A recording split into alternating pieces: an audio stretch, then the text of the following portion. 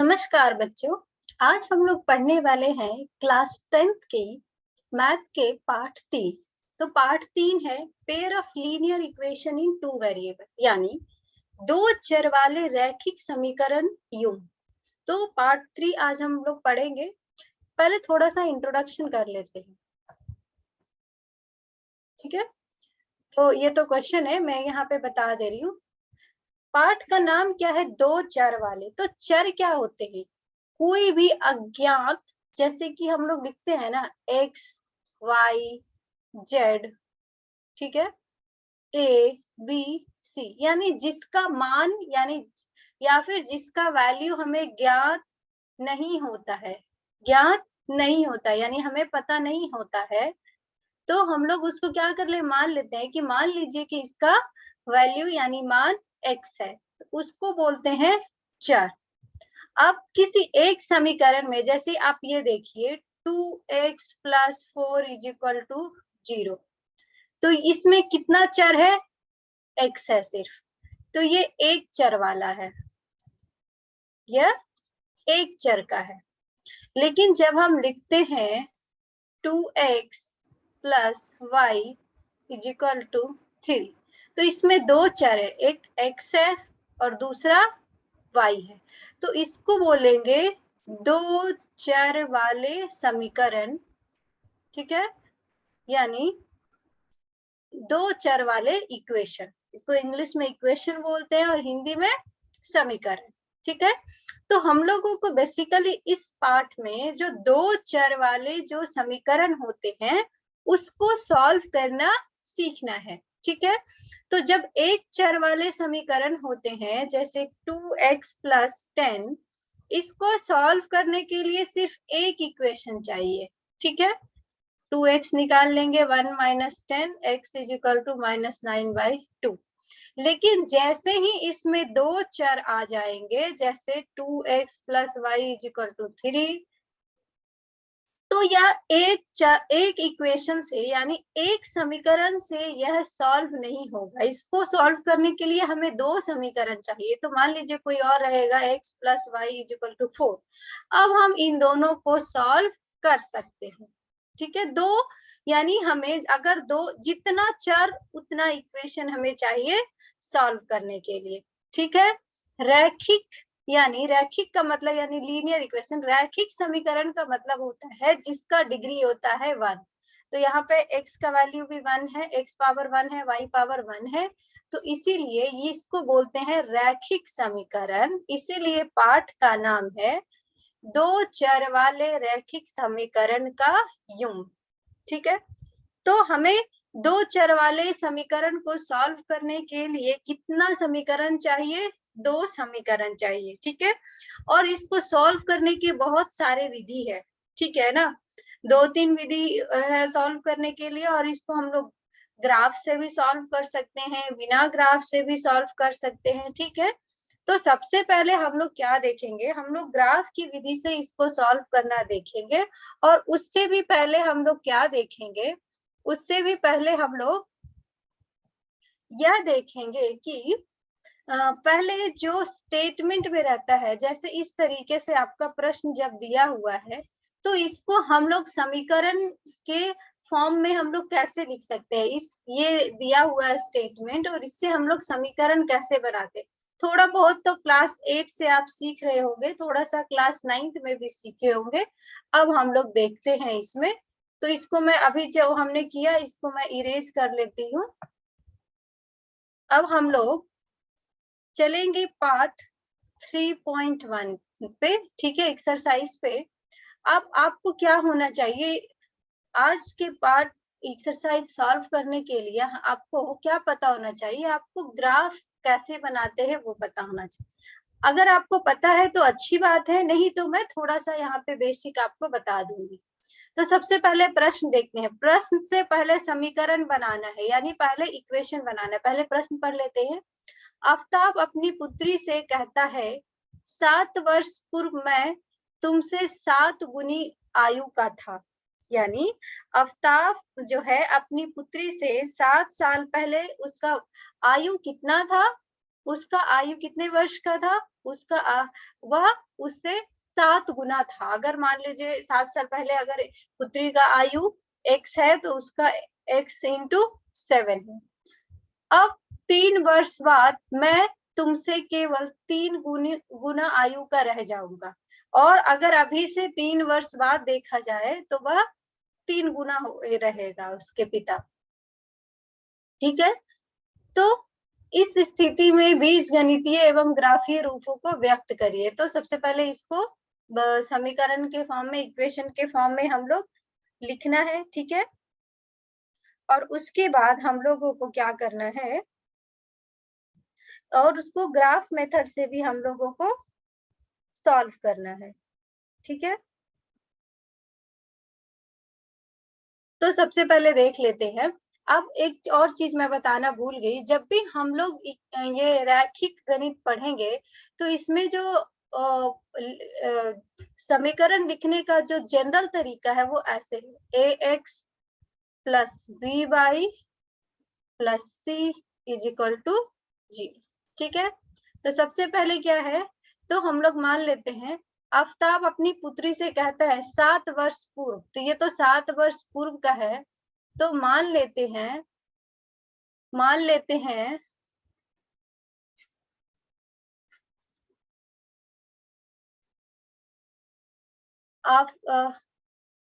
अभी आफ्ताब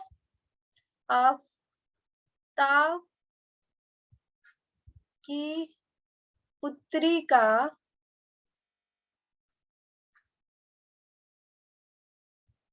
वर्तमान में आयु x है। ठीक है, हम लोग पहले वर्तमान कभी भी मानेंगे, x ईयर है। ठीक है, तो अगर अभी उसका x ईयर का है तो अभी सबसे पहले हमें कब का निकालना है, 7 वर्ष पूर्व। तो यहाँ पे आप लोग लिख देंगे 7 वर्ष पूर्व। तो 7 वर्ष पूर्व आफ्ताब का एज कितना हो जाएगा, ये 7 वर्ष पूर्व उसकी पुत्री का एज कितना हो जाएगा, 7 वर्ष पूर्व पुत्री का एज होगा x माइनस 7। ठीक है, अभी क्योंकि वर्तमान में उसका x ईयर है, तो 7 वर्ष पूर्व पुत्री का एज कितना होगा, x माइनस 7। तो आफ्ताब का आयु कितना होगा, तो आफ्ताब का आयु डायरेक्टली नहीं दिया हुआ, बोल रहा है कि वह उससे 7 गुनी आयु का था। तो हम लोग मान लेते हैं, जैसे पुत्री का x माने तो हम लोग मान लेते हैं कि आफ्ताब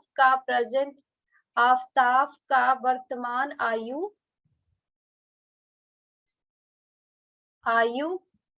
y ईयर है। ठीक है, तो 7 वर्ष पूर्व, यहाँ पे अगर हम लोग बात करें, ये सब दोनों वर्तमान वाला था, 7 वर्ष पूर्व पुत्री का तो x माइनस 7 हो जाएगा, और आफ्ताब का आयु कितना होगा, आप लोग पूरे वाक्य में लिखेंगे। ठीक है, आफ्ताब का आयु हो जाएगा y माइनस 7। 7 साल पहले, क्योंकि तो हम 7 साल छोटे होंगे ना, इसीलिए 7 साल हम लोग क्या कर देंगे, उसको घटा देंगे। अब ये समीकरण कैसे बनेगा, तो ये देखिए प्रश्न में ही आपको हिंट दिया रहता है कि जो उसके पिता था पुत्री से 7 गुना था। तो यानी अकॉर्डिंग टू क्वेश्चन के अनुसार आफ्ताब यानी y माइनस 7 3 गुना है पुत्री से, सॉरी 7 गुना है। इसको मैं इरेज कर देती हूँ।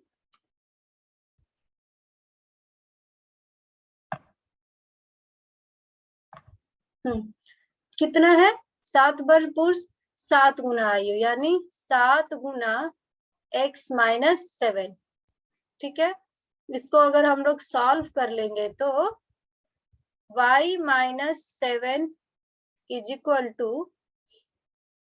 हो जाएगा 7x माइनस 49, यानी इसको एक में कर लेते हैं तो यह हो जाएगा y minus 7x is equal to 7 minus 49, यानी y minus 7x is equal to minus 42, यानी इस साइड भी ला सकते हैं। ये हो गया पहला एक समीकरण। ठीक है ना, y माइनस 7x, इसको हम लोग बॉक्स में रख देते हैं। तो हमने क्या बोला था कि दो चर वाले के लिए हमें कितना चाहिए, हमें 2 चाहिए, ठीक है ना। इसमें अभी इसको सॉल्व नहीं करना है, उसको बोला बीज गणितीय यानी अलजेब्रा के फॉर्म में इसको लिखना है और दूसरा ग्राफीय रूपों में दिखाना है। तो पहले हम लोग इसमें देख लेते हैं। अब एक और इक्वेशन बनेगा क्योंकि 2 चर वाला पढ़ रहे हैं। अब एक और दिया है कि अब से 3 वर्ष बाद मैं तुमसे केवल 3 गुना आयु का, यानी अब 3 वर्ष पूर्व 7 वर्ष पूर्व लिए थे, अब हम लोग लेंगे 3 वर्ष बाद, ठीक है। 3 वर्ष बाद पुत्री का एज कितना हो जाएगा, अगर वर्तमान में x है तो पुत्री का हो जाएगा x+7 और आफ्ताब का हो जाएगा, y+7। सॉरी 3, मैं 7 पहले वाला ले रही हूँ, यहाँ पे 3 होगा, ठीक है। यहाँ पे 3 और यहाँ पे भी 3।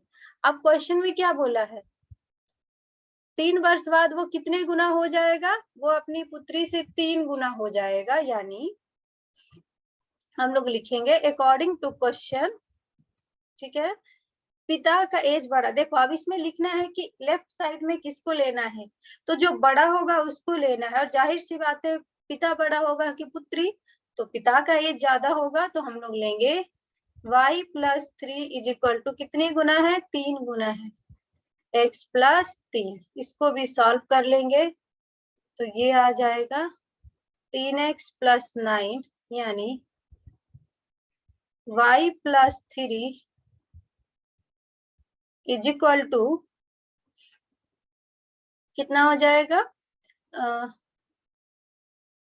3x+9 यानी y-3x इज इक्वल टू 6। ये हो गया आपका इक्वेशन नंबर 2 यानी समीकरण 2। तो पहला तो आपका हो गया, बीजगणितीय फॉर्म में लिख लिया। अब आपको इसको ग्राफीय फॉर्म में लिखना है, ठीक है। तो हम लोग दूसरे पेज है, ये क्वेश्चन नंबर 2 है, लेकिन अभी हम लोग क्वेश्चन नंबर 1 ही सॉल्व कर लेते हैं, बाद में इसको इरेज कर लेंगे।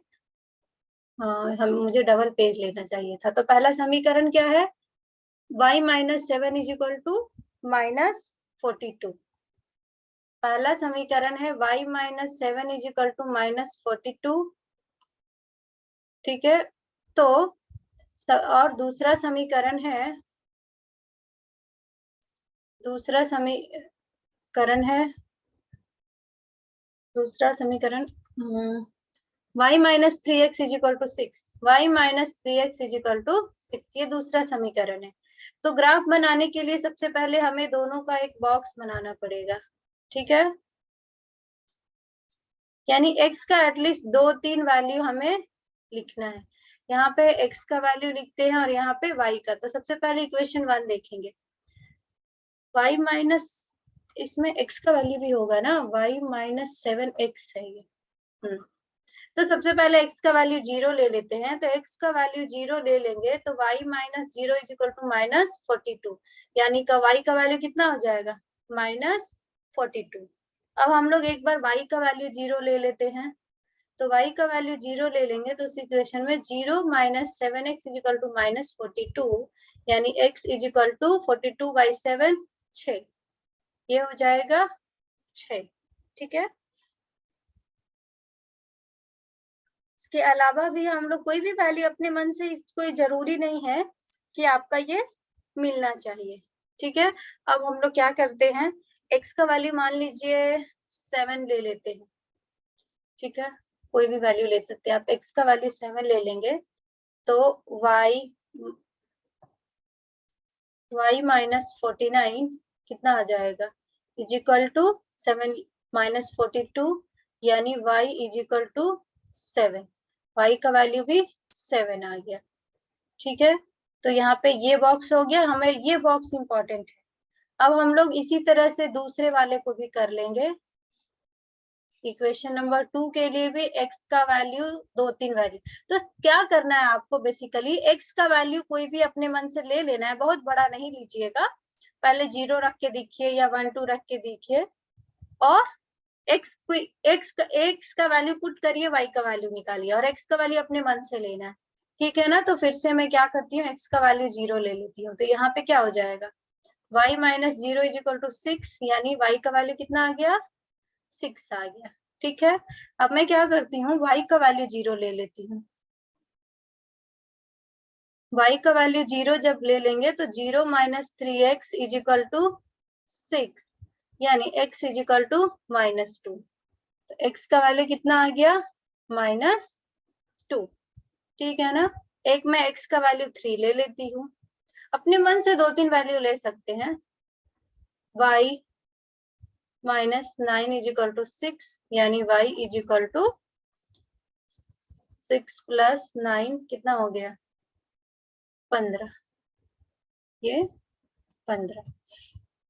अब देखिए मैं क्या करती हूँ, इन सारे सॉल्यूशन को मिटा देती हूँ, क्योंकि ग्राफ हमें यहीं पे सॉल्व करना है, या फिर हम लोग अगले पेज में, नहीं इसी पे यहीं पे कर लेती हूँ। तो अब हम ग्राफ बनाएंगे, ग्राफ इससे पहले आपने बनाया होगा, मैं इसको थोड़ा सा, आपको नहीं इसको कुछ भी करना है, मुझे चूंकि स्पेस यहाँ पे फिर से लेना था, बार बार मैं पेज चेंज नहीं करना चाह रही हूँ, क्योंकि फिर से हमें वैल्यू नोट डाउन करना पड़ेगा, तो स्पेस की कमी की वजह से मैं इसको डिलीट करी। ये एक्चुअली बहुत ही इंटरेस्टिंग है, सब लोग ग्राफ कॉपी लेके इसको सॉल्व करेंगे, ठीक है, इसको विदाउट ग्राफ नहीं करना है। तो ग्राफ हम लोग कैसे बनाते हैं, ये हो गया आपका वाई एक्सिस और ये हो गया आपका एक्स एक्सिस। आप स्केल और पेंसिल का बाकायदा यूज करेंगे, सीधा रहना चाहिए, ठीक है। तो इधर तो ये एक्स एक्सिस है और ये वाई एक्सिस, हमेशा जब भी ग्राफ बनाए इसको आप डिनोट करेंगे, यानी बताएंगे कौन सा एक्स एक्सिस, और यहाँ पे 0 0। तो हमें देख लेंगे एक्स का वैल्यू तो कहाँ तक गया, इसमें 7 तक गया और इसमें 3 तक गया है, तो चलेगा, ठीक है। 1 2 3 4 5 6 7, ज्यादा भी ले सकते हैं, 1 2 3 4 5 6 7, 2 3 4 5 6 7।